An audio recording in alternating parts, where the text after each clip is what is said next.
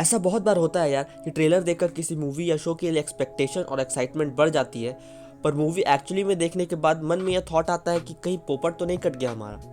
Hello everyone, you're watching Screen Sick, and in this video we're gonna review a recently released thriller crime drama, The Little Things, and I'm also gonna explain the abrupt ending of this movie. So be aware of some spoilers ahead. Let's dive into it. All I feel is blue. Black. Honestly यार, मुझे तो serial killer वाली movies बहुत ज़्यादा पसंद है, specially the ones that are based on real events like the Zodiac and Mindhunter. It might sound a little creepy and weird, but the very idea of realizing that some of the gruesome and disturbing murders are actually real is what interests me. Realizing and understanding the mindset of people who are so dedicated and creative about violence is both intriguing and scary to me. Anyways, real or not, serial killer वाली movies तो interesting होती है. अब ऐसा लगता है कि इस पर्टिकुलर जॉनर में बनने वाली सारी films almost same concept and story line को फॉलो करती है. बट स्टिल मैं बहुत एक्साइटेड था इस मूवी के ट्रेलर और इसमें involve odd pair of characters को लेकर, स्पेशली डेंजल वॉशिंगटन, जो कि ऑलमोस्ट 3 साल बाद किसी मूवी में नजर आ रहे थे. अगर आपने उनकी मूवीज देखी है like Equalizer 1 and 2, then you'll agree that he alone is a pretty good reason to watch a movie. उनकी एक्टिंग एक सर्टन चार्म और ग्रेस प्रोवाइड करती है उनके कैरेक्टर्स को, जो कि मूवीज़ को और भी इंटरेस्टिंग बना देती है. वैसे ही रेमी मलिक, जो कि मिस्टर रोबोट और बोहेमियन रैप्सोडी के लिए काफ़ी फेमस है, और जैरेड लेटो, जिन्होंने Requiem of a Dream and Dallas Buyers Club जैसी फिल्म्स में अमेजिंग परफॉर्मेंस दिया है. इस मूवी की स्टोरी फॉलो करती है एक सीरीज ऑफ मर्डर्स को. एक सीरियल किलर जो कि यंग लड़कियों को अबडक्ट करके उनका मर्डर करता है without leaving a trace of evidence. Sheriff Joe Deacon, जो कि एक डेप्यूटी शरीफ है, एक एविडेंस कलेक्ट करने लॉस एंजलिस जाते हैं, जहां वो पहले खुद डिटेक्टिव थे. एलए में डीकन मिलते हैं डिटेक्टिव बैक्स्टर से, जो कि एक सीरीज ऑफ मर्डर्स को इन्वेस्टिगेट करते हैं. डीकन को ये केस देखकर रियलाइज होता है कि ये मर्डर्स 5 साल पुराने वाले मर्डर्स से बिल्कुल सिमिलर है, जो डीकन खुद इन्वेस्टिगेट कर रहे थे पर सॉल्व नहीं कर पाए, जिसकी वजह से उनकी खुद की लाइफ में बहुत सारे प्रॉब्लम्स आ गए थे. डीकन और बैक्स्टर मिलकर इस केस को इन्वेस्टिगेट करते हैं और दोनों ही एक बहुत ही अनयूजुअल सस्पेक्ट के अक्रॉस आते हैं, जो कि काफ़ी ज़्यादा क्रीपी और शेडी पर्सन है, एल्बर्ट स्पामा. इन्वेस्टिगेट करने पे उन्हें यह रियलाइज़ होता है कि एल्बर्ट उतना भी ज़्यादा हेल्पलेस नहीं है जितना लगता है.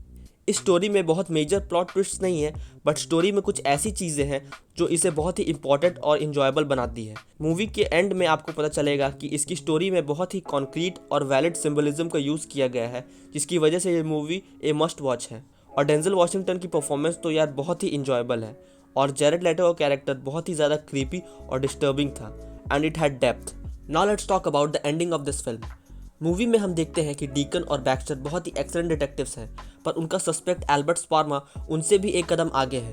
पूरी मूवी में दोनों डिटेक्टिव को जिस तरह से वो चकमा देखकर बार बार उनका मजाक उड़ाता रहता है, इट वॉज श्योर कि वही असली किलर है. डीकन भी इस केस में इतना इंटरेस्ट इसलिए दिखाते हैं क्योंकि उन्हें लगता है कि 5 साल पहले हुए मर्डर्स का इनसे ज़रूर कोई कनेक्शन होगा.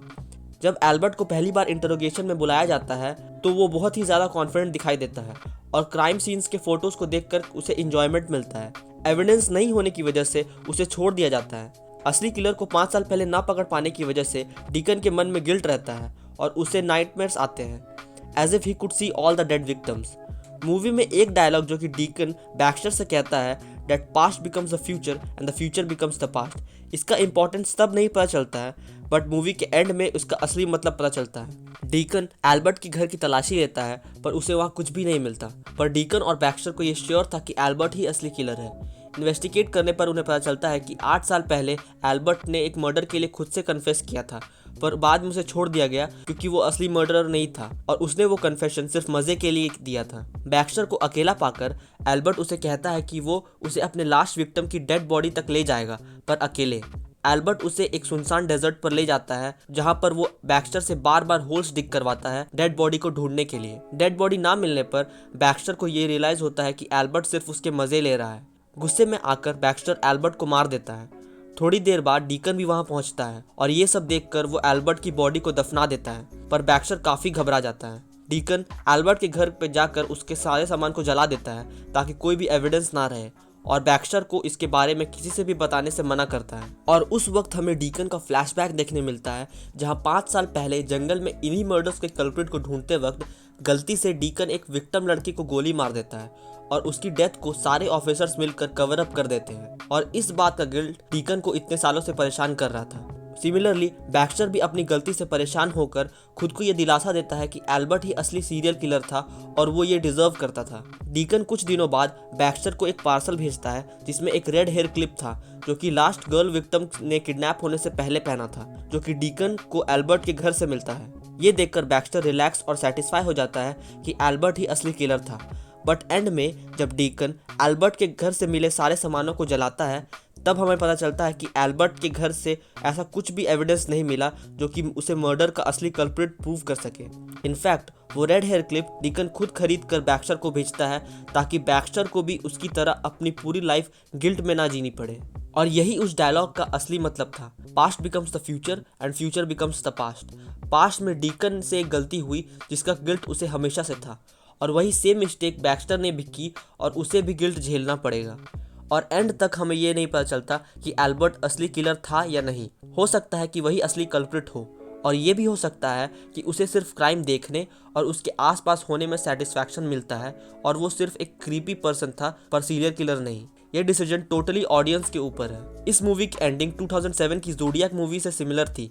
दोनों ही केस में जो प्राइम सस्पेक्ट थे वो मर जाते हैं। अगर उनके मरने के बाद वो सारे मर्डर्स रुक जाते हैं तो इसका मतलब था कि वही सीरियल किलर्स थे, वरना नहीं। ये मूवी बहुत माइंड ब्लोइंग तो नहीं थी पर इसकी स्टोरी कुछ ठीक ठाक थी।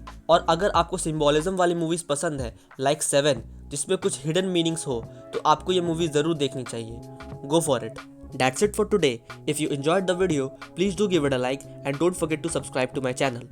Thanks for watching.